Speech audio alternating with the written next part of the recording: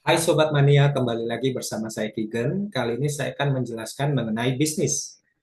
Namun sebelum itu saya akan menjelaskan terlebih dahulu definisi dari bisnis.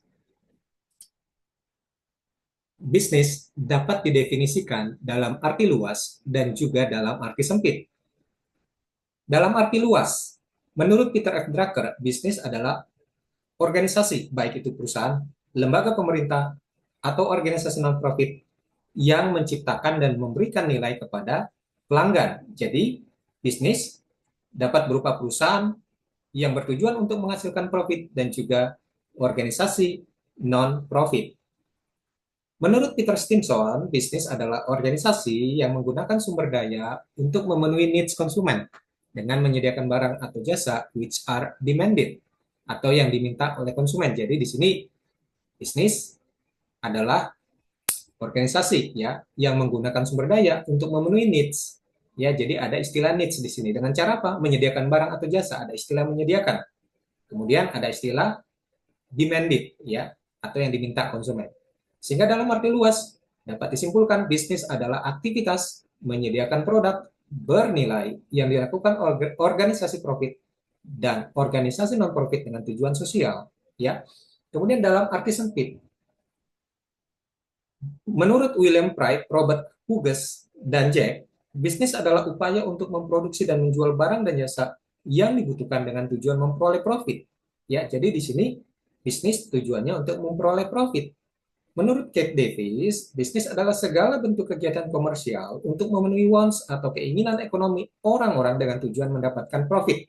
Nah, di sini bisnis juga tujuannya untuk mendapatkan profit, sehingga dalam arti sempit dapat disimpulkan bisnis adalah aktivitas perdagangan yang memproduksi dan atau menjual barang atau jasa untuk memperoleh profit.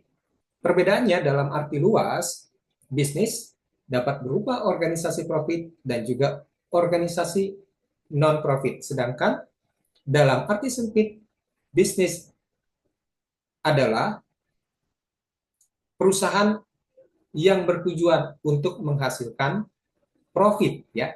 Jadi bisnis itu dapat berupa aktivitas atau organisasi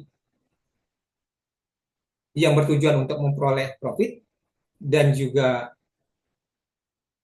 aktivitas atau organisasi non profit yang bertujuan sosial atau mempunyai tujuan sosial ya. Nah, itu perbedaan antara bisnis dalam arti luas dan juga dalam arti sempit.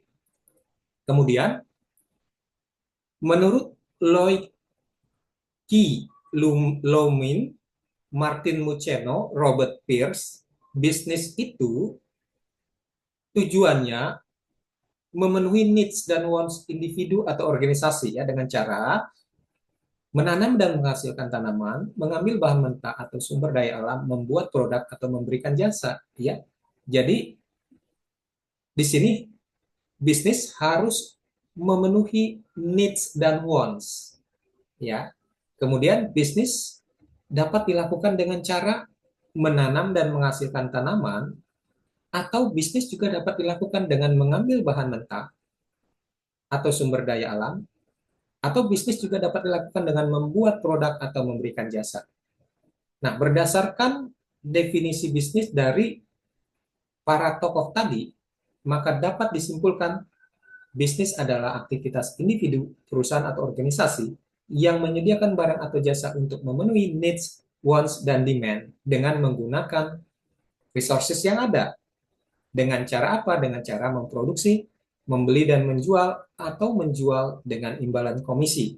Bisnis dapat dilakukan organisasi dengan tujuan memperoleh profit maupun organisasi non-profit dengan tujuan sosial. Dari definisi ini dapat diperhatikan ada istilah menyediakan, needs, wants, demand, dan juga resources. Nah, apa itu menyediakan needs, want, demand, dan resources? Ini adalah penjelasan lebih lanjut. Nah, di sini menyediakan barang atau jasa itu dapat dilakukan dengan cara memproduksi, membeli dan menjual atau menjual dengan imbalan komisi. Ya. Jadi beberapa sumber itu ada yang menyebutkan definisi bisnis adalah aktivitas yang dilakukan dengan cara memproduksi barang atau jasa. Tetapi yang sebenarnya definisi bisnis itu adalah menyediakan. Jadi menggunakan istilah menyediakan, ya. Menyediakan itu tidak hanya dengan cara memproduksi, tetapi juga dapat dilakukan dengan cara membeli dan menjual atau menjual dengan imbalan komisi. Nah, seperti itu. Memproduksi barang atau jasa itu dapat juga dilakukan dengan beberapa cara, ya. Misalnya dengan cara menghasilkan tanaman gitu ya, menanam dan menghasilkan tanaman gitu ya. Atau memproduksi juga dapat dilakukan dengan cara mengambil dari alam dan mengolah. Atau memproduksi juga dapat dilakukan dengan cara membuat barang atau memberikan jasa. Nah, ini ada contohnya. Nah, di sini PT Perkebunan Nusantara 3 ya melakukan bisnis dengan menyediakan barang ya. Caranya memproduksi barang tersebut, yakni menanam dan menghasilkan tanaman gitu ya. Kemudian menjualnya. Berikutnya ada PT Freeport ya. PT Freeport ini melakukan bisnis dengan cara menyediakan barang ya, memproduksi yakni mengambil atau menambang emas dari alam dan mengolahnya kemudian menjualnya. Nah, di sini juga ada bisnis yang dilakukan oleh PT Panasonic ya. Caranya di sini PT Panasonic melakukan bisnis dengan menyediakan barang ya, memproduksi yakni membuat televisi dan lain sebagainya kemudian menjualnya. Lalu ada Bank Panin. Bank Panin melakukan bisnis dengan cara menyediakan jasa ya, memproduksi yakni memberikan jasa simpanan ya dengan imbalan fee administrasi dan bunga pinjaman. Nah, jadi jika ingin melakukan bisnis itu dapat dilakukan dengan cara memproduksi, membeli dan menjual atau menjual dengan imbalan komisi ya. Jika melakukan bisnis dengan cara memproduksi, ya ini dapat dilakukan dengan cara menghasilkan, mengambil dari alam dan mengolah, atau membuat barang atau memberikan jasa. Ya, jadi tinggal dipilih saja.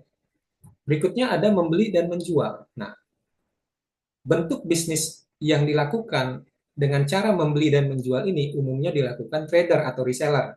Ya, contohnya di sini. Ya, ada wholesaler seperti Lotte Grosir, Indo Grosir. Nah, wholesaler ini melakukan bisnis dengan cara apa? Dengan cara membeli dan menjual. Nah, bentuknya seperti apa? Yaitu membeli barang dalam jumlah besar dari produsen atau perusahaan manufaktur dan menjualnya ke retailer. Kemudian juga ada retailer ya, Matahari Department Store, membeli barang dari produsen jika membeli secara langsung dan menjualnya ke konsumen akhir. Atau di sini juga contohnya ada individu ya, membeli barang dari produsen kemudian menjualnya kembali kepada orang lain ya. Berikutnya ini adalah bentuk bisnis yang dapat dilakukan dengan cara menjual dengan imbalan komisi ya. Jadi menjual dengan imbalan komisi ini umumnya dilakukan oleh sales agent ya, yakni dengan menjual barang atau jasa produsen saja tanpa membeli ya dengan imbalan komisi ya. Jadi di sini bisnis dapat dilakukan dengan membantu menjualkan barang atau jasa perusahaan lain gitu ya dengan imbalan komisi ya. Tidak memproduksi, tidak juga membeli barang terlebih dahulu, tetapi memberikan jasa gitu ya, membantu menjualkan barang perusahaan lain dengan imbalan komisi. Nah, di sini ada contohnya real estate agent, kemudian juga ada insurance agent, kemudian ada travel agent. Nah, itu adalah bentuk-bentuk bisnis dari segi cara menyediakan barangnya ya. Nah, kemudian ada istilah needs. Nah, needs tidak sama dengan wants ya. Needs adalah kebutuhan. ya. Nah, kebutuhannya itu ada kebutuhan untuk kelangsungan hidup, ada kebutuhan untuk kesejahteraan fisik, ada kebutuhan untuk kesejahteraan mental, ada kebutuhan untuk kesejahteraan sosial, dan ada kebutuhan untuk pengembangan diri, gitu ya. Nah, inilah yang dipengaruhi oleh pebisnis atau pemasar, gitu ya. Nah, pebisnis atau pemasar itu mempengaruhi wants dengan cara apa? Dengan cara misalnya memasang iklan, gitu ya. Nah, contoh perbedaan antara needs dan wants. Misalnya, ya, seseorang membutuhkan makan, seseorang membutuhkan makanan. Ini adalah needs-nya. Needs-nya adalah makanan, ya, membutuhkan makanan. Nah, sedangkan wants-nya menginginkan burger, ya. Jadi, ketika seseorang merasa lapar, dia membutuhkan makanan. Itu adalah needs-nya, ya, membutuhkan makanan. Sedangkan wants-nya yang diinginkan memakan burger, gitu ya. Mungkin ada orang lain yang menginginkan memakan nasi, gitu ya.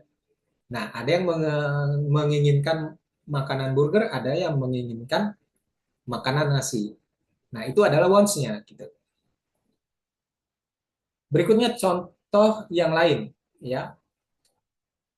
Seseorang membutuhkan kesehatan. Nah, ini adalah needs-nya, membutuhkan kesehatan. Sedangkan wants-nya menginginkan suplemen vitamin dan mineral, ya. Mungkin ada orang lain yang menginginkan alat kesehatan untuk berolahraga, ya, bukan suplemen vitamin dan mineral. Jadi, wants setiap orang itu berbeda-beda, gitu. Gitu ya. Jadi ini adalah perbedaan antara needs dan wants, ya. Berikutnya ada demand. Demand itu adalah permintaan atau keinginan konsumen untuk membeli barang atau jasa tertentu yang didukung oleh ability to pay, ya, dan juga willingness to pay, ya. Ability to pay itu adalah kemampuan membayar atau daya beli, gitu ya. Sedangkan willingness to pay kemauan untuk membayar, ya, pada tingkat harga tertentu, ya. Kemudian dapat disimpulkan bahwa jika mau melakukan bisnis, ya, harus memenuhi ini semua, ya. Harus memenuhi needs, wants, dan juga demand, gitu ya. Contohnya di sini. Konsumen menginginkan burger atau pakaian merek tertentu. Nah, harganya 90.000, ya. Maka konsumen harus memiliki dana. Nah, ini ability to pay-nya, ya. Sebesar berapa? Ya minimal sebesar 90.000 untuk dapat membeli barang tersebut. Nah, tetapi tidak hanya itu, konsumen juga harus mempunyai keinginan, harus bersedia membelanjakan dananya sebesar 90.000 itu untuk membeli barang tersebut. Nah, ini adalah willingness to pay-nya, gitu ya. Jadi eh, harus diperhatikan ketika mau melakukan bisnis, harus memenuhi needs, wants, dan juga demand, harus ada daya beli, gitu ya, dan juga keinginan konsumen untuk membayar barang pada tingkat harga tertentu, gitu ya. Berikutnya adalah resources, ya. Jadi ketika melakukan bisnis dengan cara menyediakan barang untuk memenuhi needs, wants, demand, ada resources yang digunakan, ya. Jadi contohnya adalah sumber daya alam, manual labor, technical labor, managerial labor, professional expertise, ya. Nah, ini ada contoh-contohnya, ya. Sumber daya alam, contohnya tanah, kayu, minyak bumi, batu bara, dan lain sebagainya, ya, dan lain-lain. Kemudian manual labor, di sini ada pekerja jalur perakitan dan lain-lain, ya. Jadi setiap perusahaan resources atau sumber daya yang digunakan itu berbeda-beda, ya. Perusahaan manufaktur itu lebih banyak menggunakan manual labor, technical labor, ya. Sedangkan perusahaan retail, gitu ya, yang digunakan lebih banyak labor seperti wiraniaga, kasir, dan lain-lain. Bukan manual labor seperti ini, pekerja jalur perakitan, bukan seperti ini, ya. Kemudian bukan juga technical labor seperti quality control inspectors, maintenance technicians, begitu ya. Jadi ini adalah contoh-contoh resources yang digunakan dalam menyediakan barang atau jasa untuk memenuhi needs, wants, dan demand, gitu ya. Kemudian di sini juga ada contoh resources yang lain, ya. Misalnya di sini ada capital atau modal, seperti mesin, peralatan, perlengkapan, dan lain-lain. Kemudian juga ada entrepreneurship, ya ini entrepreneurship skill ini juga dibutuhkan, gitu ya. Itu adalah contoh dari resources, ya. Nah, sebelumnya disebutkan bahwa organisasi profit, organisasi non profit itu juga dikategorikan sebagai bisnis. Nah, mengapa demikian? Nah, di sini ada penjelasannya karena organisasi non profit itu juga melakukan business functions, yaitu marketing, human resource, finance, dan operations, seperti perusahaan yang bertujuan untuk menghasilkan profit. Begitu ya. Nah, tetapi perbedaannya adalah kalau organisasi non-profit itu meskipun ya berupaya untuk menghasilkan pendapatan, pendapatan yang dihasilkannya itu tidak untuk memaksimalkan profit, tetapi pendapatan yang dihasilkan digunakan untuk membiayai operasional organisasi non profit itu, gitu ya, untuk tujuan sosialnya, ya, atau agar organisasi non profit itu tetap dapat eksis, gitu ya. Itulah mengapa organisasi non profit juga berupaya untuk menghasilkan pendapatan, ya. Nah, kalau perusahaan yang bertujuan menghasilkan profit, tujuannya ya memaksimalkan profit, gitu ya. Jadi itu perbedaannya antara uh, organisasi non profit dan perusahaan yang bertujuan menghasilkan profit. Nah, ini adalah penjelasan lebih lanjut dari uh, business functions yang dilakukan organisasi non profit, ya. Nah, misalnya organisasi non profit itu juga melakukan aktivitas marketing. Nah, ini ada contohnya.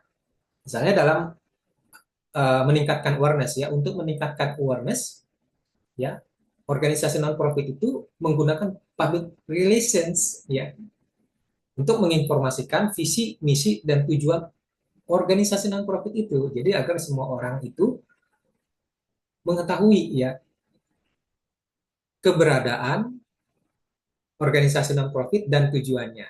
Nah, kemudian organisasi non profit juga melakukan aktivitas marketing untuk menarik donatur, ya. Misalnya dengan menggunakan iklan di media cetak, gitu ya. Nah, kemudian organisasi non-profit juga melakukan aktivitas marketing dengan untuk mempromosikan programnya, ya. Berikutnya, organisasi non-profit juga melakukan aktivitas marketing untuk menghasilkan pendapatan, gitu ya.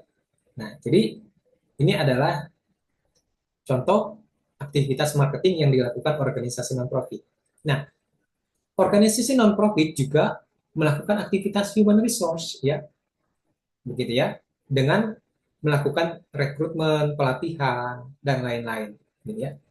Nah, organisasi non-profit juga melakukan aktivitas finance, ya, berupa penganggaran, perencanaan keuangan, penggalangan dana, pengelolaan hibah, pelaporan keuangan, dan lain-lain. Nah, ini ada penjelasan lebih rinci di sini, ya. Kemudian, organisasi non-profit juga melakukan operations, ya, aktivitas operations, ya. Ini ada contohnya. Nah, tadi adalah business functions, ya, yakni marketing, human resource, finance, dan operations yang dilakukan oleh organisasi non-profit. Nah, di sini adalah business functions yang dilakukan oleh perusahaan yang bertujuan untuk memperoleh profit, gitu ya. Sama, ya. Jadi perusahaan yang bertujuan untuk memperoleh profit itu melakukan aktivitas marketing, human resource, finance, operations. Nah, di sini ada contohnya, gitu ya. Nah, misalnya perusahaan yang bertujuan untuk menghasilkan profit itu melakukan aktivitas marketing, ya, dengan cara mengidentifikasi produk yang dibutuhkan dan diinginkan konsumen, ya, berupa produk, price, promotion, place, ya. Misalnya untuk produk, ya, membuat kemasan semenarik mungkin, gitu ya, menentukan merek produknya, kemudian price, menentukan harganya, memberikan diskon, ya, kemudian promotion, memasang iklan, ya, kemudian melakukan sales promotion dan lain-lain. Kemudian place, place ini misalnya menentukan eh, di mana produk itu akan ditempatkan, apakah di wholesaler melalui wholesaler atau di retailer melalui retailer, gitu ya. Nah, berikutnya perusahaan yang bertujuan menghasilkan profit itu juga melakukan aktivitas human resource, ya. Jadi misalnya melakukan rekrutmen, pelatihan dan lain-lain. Nah, di sini human resource yang dilakukan itu tujuannya adalah untuk mendukung apa yang sebelumnya dilakukan oleh bagian marketing, gitu ya. Nah, demikian pula dengan finance, gitu ya. Nah, di sini ada aktivitas yang dilakukan oleh finance, gitu ya. Nah, ini juga tujuannya untuk mendukung apa yang dilakukan oleh bagian marketing, gitu ya. Nah, di sini ada penjelasannya. Jadi eh, bagian finance, ya, itu menganalisis kelayakan finansial, ya. Kalau tadi bagian human resource menentukan karyawan yang dibutuhkan, ya. Untuk apa? Untuk produk pembersih ruangan tadi, gitu ya. Kemudian aktivitas operations, ya, atau bagian operations, ya. Ini juga melakukan aktivitas dalam rangka mendukung apa yang sudah dilakukan oleh bagian marketing.